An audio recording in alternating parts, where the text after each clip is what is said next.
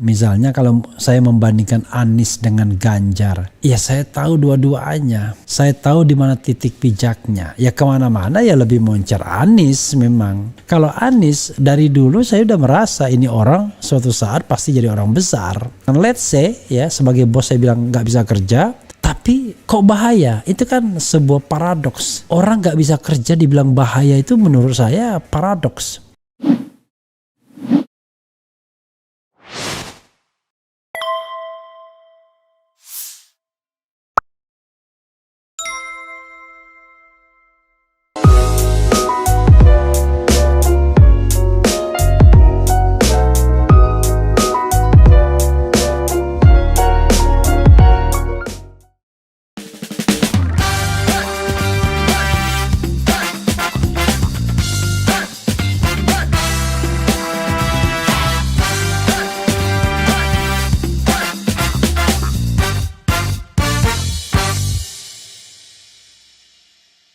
Anies itu cita-cita hidupnya itu berkuasa. Cita-citanya berkuasa? Iya berkuasa. Saya kan membaca gerak-geriknya yang sampai saat ini, dan ditarik ke belakang sana bertahun-tahun yang lalu ketika menjadi staf saya di The Partnership for Governance Reform. Itu di bawah UNDP. Anies pernah jadi anak buahnya Kang Sobari? Ada, ya pernah. Orang yang pandai ngomong, tapi kalau pelaksanaan di lapangannya itu big zero, dia at the end namanya big zero. Big zero? Itu Anies belum dihitung, zaman itu belum dihitung. Jadi big zero aja belum? Big zero aja belum. Agak mulai sekolah Amerika ya, masih fresh from the oven itu tadi. Banyak kawan saya bilang, bahaya loh Anies kalau sampai jadi presiden. Setuju nggak Kang? Sebelum orang pada ngomong, saya sudah ngomong. Itu maksud saya. Jadi orang-orang itu nambah apa yang saya omongkan. Iya, waktu itu apa? Yuk. Orang gini ini berbahaya ini. Kalau dikasih kekuasaan ini berbahaya sekali. Assalamualaikum warahmatullahi wabarakatuh. Sobat RH sekalian, jumpa lagi kita di channel yang keren ini. Keren, cadas ya. Apa yang ingin saya bicarakan? Ya sobat RH sekalian, gini. Tentu setiap orang punya masa lalu. Dan setiap orang ya memang tergantung usianya juga dong. Kalau seandainya Kang Sobari yang memang juga S3, lulusan Australia kalau tidak salah, pernah menjadi bosnya Anies Baswedan, ya wajar lah karena menang tua kan. Jadi kalau kita misalnya ini kan yang namanya tidak apple to apple, membandingkan bahwa saya pernah menjadi bosnya Anies, lalu kemudian Anies itu anak buah saya, ya wajar lah karena usia Kang Sobari itu sudah 70 tahun sekarang, kelahiran tahun 7 Agustus 1952, jadi sudah 70 tahun, ya wajar lah. Sementara Anies Baswedan usianya baru 53 tahun. Jadi jaraknya itu 70 ke 53 itu 17 tahun. Jadi apa hebatnya kalau misalnya ketika masih kecil Anies Baswedan pernah menjadi anak buahnya. Let's say berarti pada waktu itu kira-kira ya tahun 2000 awal kan, ketika dia baru pulang going back from United States of America. Dan pada waktu itu kan usia Anies kalau kita misalnya tarik tahun 2002 saja ya, atau 20 tahun yang lalu kira-kira, ya dikurangi usianya baru 33 tahun, masih anak muda. Ya wajar lah. Ya, jadi justru sebagai mantan atasan ya harusnya Sobari tidak melecehkan. Harusnya sebagai mantan atasan dia bangga dengan anak buahnya yang sudah menjadi orang besar, jadi menteri, jadi gubernur DKI, jadi board di Oxford University, dan tentu jadi pembicara internasional dan reputasinya melebihi dirinya yang mantan atasannya. Kan harusnya begitu kalau dia berpikir sehat. Jadi kurang kerjaan juga menurut saya. Itu satu hal ya yang harus kita sikapi. Nah, yang kedua adalah kalau kita bicara masa lalu, misalnya kalau saya membandingkan Anies dengan Ganjar, ya saya tahu dua-duanya. Saya tahu di mana titik pijaknya. Ya kemana-mana ya lebih moncer Anies memang. Anies itu ketika saya kuliah itu adalah ketua senat mahasiswa UGM. Ganjar itu tidak jadi apa-apa. Dia aktivis gunung saja. Walaupun saya akui punya jiwa leadership di antara aktivis-aktivis gunung di Majestic itu dia yang paling intelek, yang bisa diajak ngomong. Makanya waktu saya jadi ketua BEM, acaranya Temu Ilmiah Mahasiswa Nasional, ya, walaupun dia mahasiswa gunung, tapi dia bertindak kalau tidak salah sebagai salah seorang moderator. Jadi dialah satu-satunya rasanya moderator yang berasal dari aktivis yang bukan aktivis kelompok studi. Jadi, tapi kalau prestasi akademiknya ya kayak saya aja. Kalau nggak salah kuliahnya juga nggak sebentar, lama juga kuliahnya, kurang lebih sama walaupun saya angkatan 89, 2 tahun lebih muda. Ganjar Pranowo itu lulusnya juga telat, lulusnya ya mungkin setelah 6 tahun 7 tahun kuliah. Anies juga nggak cepat-cepat banget karena memang dulu aktivis di UGM terkenal kalau kuliahnya lama-lama, bukan karena bodoh tapi karena memang terlalu menikmati aktivisme di kampus. Terlebih kalau orangnya nggak punya problem ekonomi, wah itu tambah. Anies sendiri kan dari golongan yang walaupun tidak kaya-kaya banget tetapi paling tidak nggak miskin. Ganjar lebih deso dari Purworejo dia. Jadi lucu juga kalau kita bicara masa depan, masa lalu orang. Justru yang kita tidak menyangka adalah seorang Ganjar yang bisa disebut sebagai calon presiden, bisa jadi gubernur. Nah itu yang saya nggak nyangka. Kalau Anies dari dulu saya udah merasa ini orang suatu saat pasti jadi orang besar. Jadi dulu ada Irman Gelanti itu kerja di UNDP, bahasa Inggrisnya juga jagoan. Dia hubungan internasional UNPAD, mungkin dia dengar ini. Dia hebat juga, kuat diplomasinya. Tetapi rupanya dia tidak menempuh jalur yang seperti Anies Baswedan dan banyak aktivis lainnya tempuh. Jadi sayang sekali dia tenggelam. Jadi kemampuannya luar biasa, bahasa asingnya juga baik ya. Tetapi sayang dia tidak menempuh apa yang ditempuh oleh teman-teman ini. Mungkin masuk partai politik, jadi pembicara di mana-mana. Dia bekerja di UNDP dan mungkin dia merasa sudah mapan dengan gaji besar, dia selesai. Sehingga setelah 50 tahunan ke depan, orang nggak kenal siapa dia.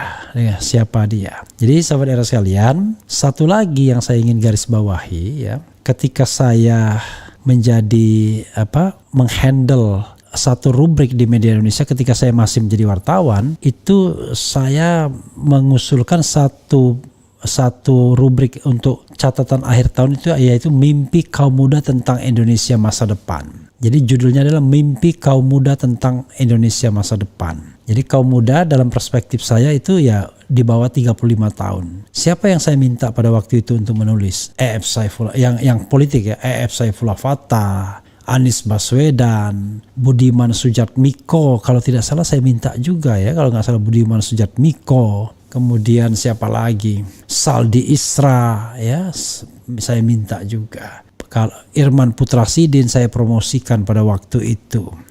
Walaupun pada waktu itu belum banyak dikenal tapi saya promosikan. Nah, tapi Ganjar Pranowo sama sekali belum tampak, belum disebut, belum diperhitungkan dalam kancah katakanlah persaingan untuk anak-anak muda. Jadi munculnya Ganjar karena kebetulan dia menjadi anggota DPR pengganti dari Jakob Tobing. Nah disitulah dia kemudian baru moncer. Jadi jauh sebelumnya dia nggak punya jejak, nggak punya jejak sejarah intelektual, nggak punya jejak tulisan dan lain sebagainya. Jadi kalau misalnya kita membandingkan Kang Sobari, jauh sekali Anies sama Ganjar itu dari awal. Anies sudah terlihat calon pemimpin masa depan ketika dia masih kuliah di kampus dan dia sudah menjadi ketua senat mahasiswa UGM. Ganjar tidak jadi apa-apa, jadi aktivis gunung saja. Nah tapi kalau sekarang ya kita harus kagum dengan kedua-duanya. Sebagai teman kedua-duanya ya saya kagum dengan kedua-duanya.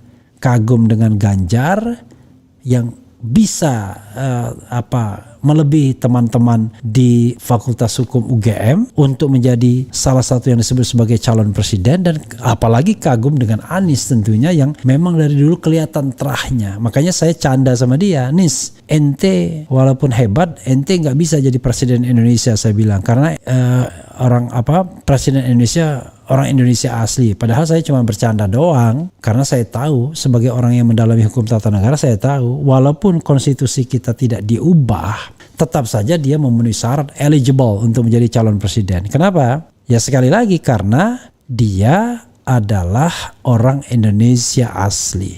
Kok bisa begitu? Iya, ya. Jadi orang Indonesia asli itu dihitung adalah since birth, ya, sejak kelahiran. Nah, karena sejak kelahiran maka ya dia memenuhi syarat. Nah, sekarang perdebatan itu nggak perlu lagi kita ributkan. Ya, definisi orang Indonesia asli itu sudah diperbaiki melalui perubahan konstitusi yang mengatakan bahwa warga negara Indonesia sejak kelahiran dan tidak pernah menjadi warga negara asing karena kehendaknya sendiri. Jadi itu untuk menunjukkan bahwa dia adalah warga negara Indonesia, tidak berkhianat terhadap negara, dan mampu secara jasmani dan rohani. Jadi no doubt, tidak ada perdebatan tentang apakah Anies memenuhi syarat atau tidak. Jadi sahabat era sekalian, kalau kita melihat orang 20 tahun lalu kok kucluk kira-kira nggak bisa kerja, katakan let's say ya, sebagai bos saya bilang nggak bisa kerja, tapi kok bahaya, itu kan sebuah paradoks. Orang gak bisa kerja dibilang bahaya itu menurut saya paradoks. Justru sebaliknya, bahaya itu kalau dia pandai tetapi dia punya ambisi yang terlalu besar. Nah, tapi kalau orang gak bisa kerja, ngapain kita khawatir dengan dia? Ya, justru karena dia terlalu pandai, terlalu lebih energinya, maka khawatir kita. Oke, tapi by the way, apa sih yang mau dikhawatirkan terhadap Anies Baswedan? Heran saya ya, padahal kan kita cuma tinggal lihat track recordnya saja ketika menjadi gubernur DKI. Apakah dia seorang yang rasialis, diskriminatif, memperlakukan agama lain semena-mena atau kelompok lain semena-mena? Kan enggak. Lalu apa alasannya untuk mengatakan dia adalah sosok yang berbahaya? Tapi kalau kemudian kita bilang plus dan minusnya, it's okay, nggak apa-apa. Mana ada manusia yang segalanya sempurna. Misalnya kita head to head antara Ganjar sama Anies, ya pasti ada kelebihan dan kekurangannya masing-masing. Ganjar, Prabowo, dan Anies pasti ada kelebihan dan kekurangannya masing-masing. Dari sisi usia, ya jelas Prabowo lebih matang usianya karena kelahiran tahun 51 dan sekarang sudah berapa tahun ya? Sudah 71 tahun, menjelang 72 tahun. Jadi sahabat era sekalian, kita harus wise lah untuk melihatnya. Yang paling penting adalah memberikan kesempatan kepada putra-putra terbaik untuk berkompetisi menjadi pemimpin kita. Makanya ketika presidensial threshold diterapkan, saya gak setuju. Bentuk tidak kesetujuan itu yaitu menjadi lawyer 5 kelompok untuk mengajukan judicial review ke Mahkamah Konstitusi. Alhamdulillah ditolak semua legal standingnya. Padahal saya bilang this is a constitutional issue. Beda sama proporsional terbuka dan tertutup. It is not a constitutional issue. Itu adalah kebijakan hukum terbuka pembentuk undang-undang. Mau pilih terbuka, tertutup, campuran, bahkan mayoritarian sekalipun, saya mengatakan itu bukan urusannya Mahkamah Konstitusi, tapi urusannya DPR. Ya, sahabat sekalian, itu saja sahabat era sekalian, mudah-mudahan yang terbaik bagi bangsa ini, siapapun yang menjadi pemimpin ya, orang-orang itu hebat ya, yang paling penting adalah jujur, amanah, tidak jadi budak atau alat oligarki, yang paling penting begitu. Ya, siapapun yang terpilih yang penting jujur, amanah dengan sistem berpemilu yang benar juga dan tidak menjadi hamba oligarki atau budak dari oligarki. Wassalamualaikum warahmatullahi wabarakatuh. Ciao.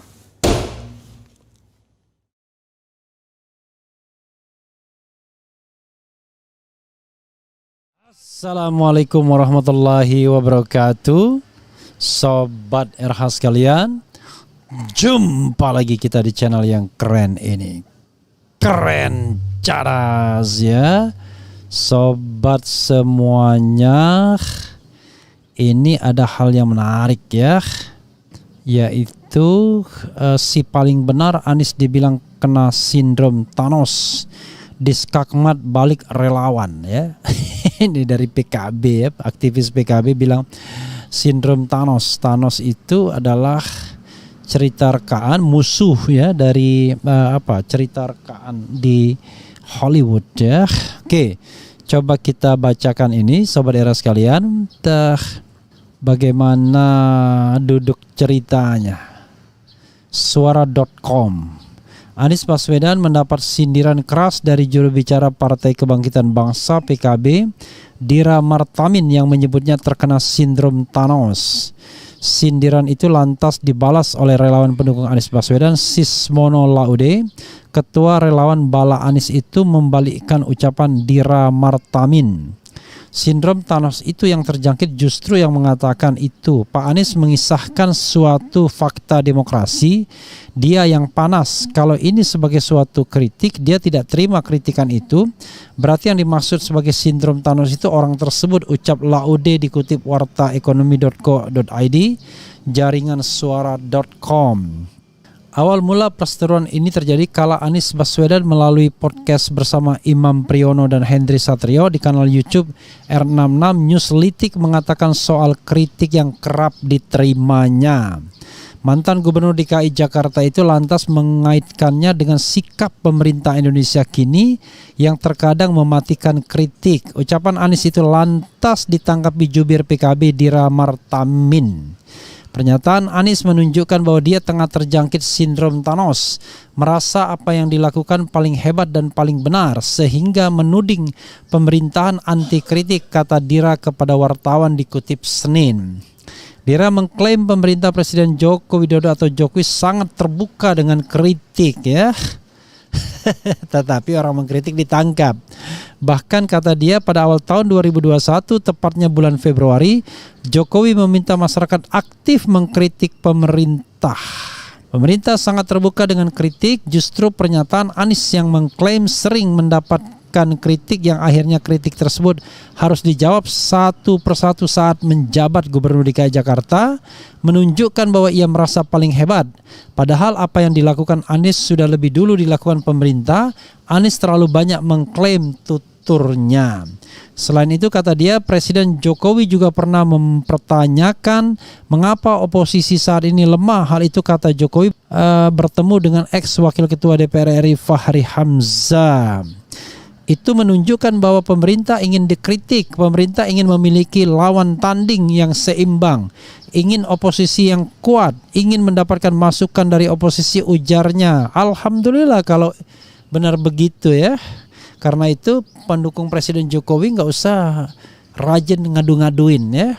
Aparat hukum tidak perlu merekayasa kasus untuk menjerat orang yang hanya mengkritik, hanya beroposisi.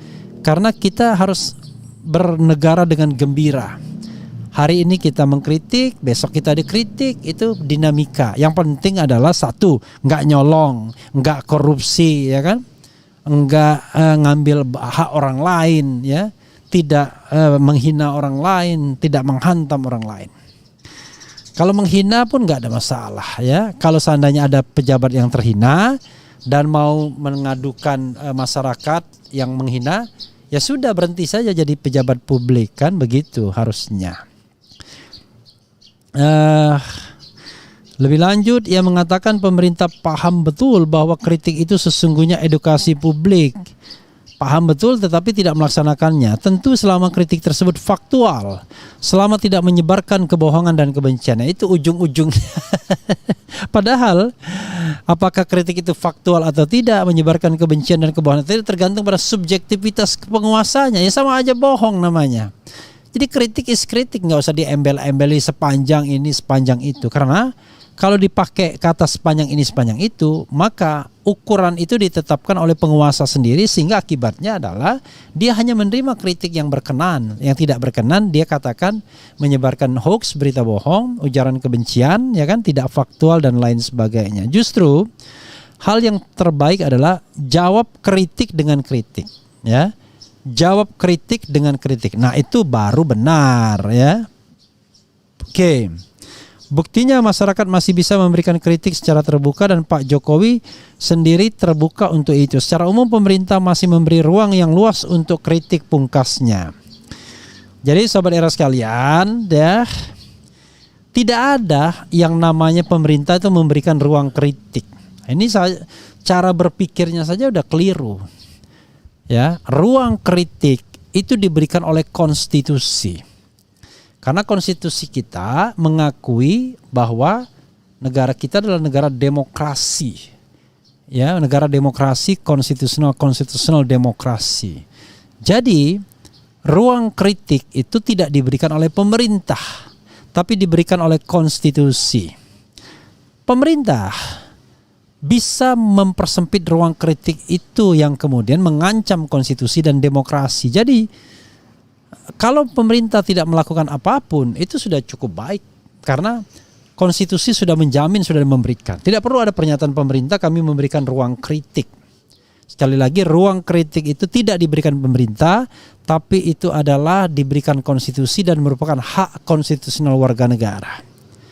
Justru pemerintah yang sering bertindak merebut hak tersebut dari masyarakat dengan melanggar konstitusi tentunya. Jadi kita paham ya, jangan sampai seolah-olah hak asasi manusia itu adalah pemberian dari penguasa pemerintah. Itu keliru. Ya, keliru bin salah. Gitu ya sahabat era sekalian. Nah, ini saja cara berpikir paradigmanya nggak benar nih ya. Paradigmanya nggak benar itu. Jadi harus jelas paradigmanya. Kalau misalnya politisi atau pejabat publik tidak mengerti paradigma bernegara, dari mana hak itu timbul, dari mana kewajiban itu timbul, wah berat. Seolah-olah kalau ada ruang kebebasan itu pemberian Presiden Jokowi. Enggak. Hak saya adalah ruang kebebasan itu.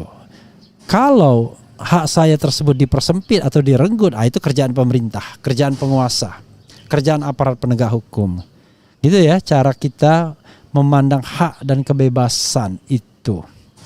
Sekali lagi, bukan diberikan oleh Jokowi, bukan diberikan oleh negara, bukan diberikan oleh aparat penegak hukum, tapi diberikan oleh konstitusi sebagai hak kodrati. Karena dia bagian dari human right atau hak asasi manusia. Oke. Kita bacakan sobat era sekalian. Dan memang so far Anies jauh lebih baik dibandingkan yang lainnya. Karena Anies tidak pernah melaporkan orang-orang yang menghina dia. Beda kan dengan menteri yang ono, menteri yang ini sudah main lapor-laporkan. Presiden Jokowi tidak pernah melaporkan, tapi pendukungnya, buzzer-buzzernya itu tukang lapor. Karena itu kalau misalnya pemerintah baru terbentuk, tolong satu saja, kalau pejabat publik mau melaporkan warga negara, berhenti saja jadi pejabat publik agar dia ada kesetaraan sebagai warga negara, baru kemudian dia melapor kepada penegak hukum atau aparat penegak hukum. Oke. Kewajiban Presiden Jokowi adalah memelihara demokrasi ini agar demokrasi ini bisa berkembang, flourish dan tidak regresif sehingga suatu saat menjadikan negara kita menjadi negara yang gagal. Dan Presiden Jokowi tidak boleh, dan kalau tidak boleh dicatat sebagai presiden yang justru mematikan demokrasi atau meletakkan benih-benih pembunuhan demokrasi itu sendiri. Padahal dia hidup, dia terpilih karena demokrasi yang terbit pada era reformasi. Sahabat dan sekalian, itu saja. Silakan simak video ini selanjutnya. Wassalamualaikum warahmatullahi wabarakatuh. Ciao.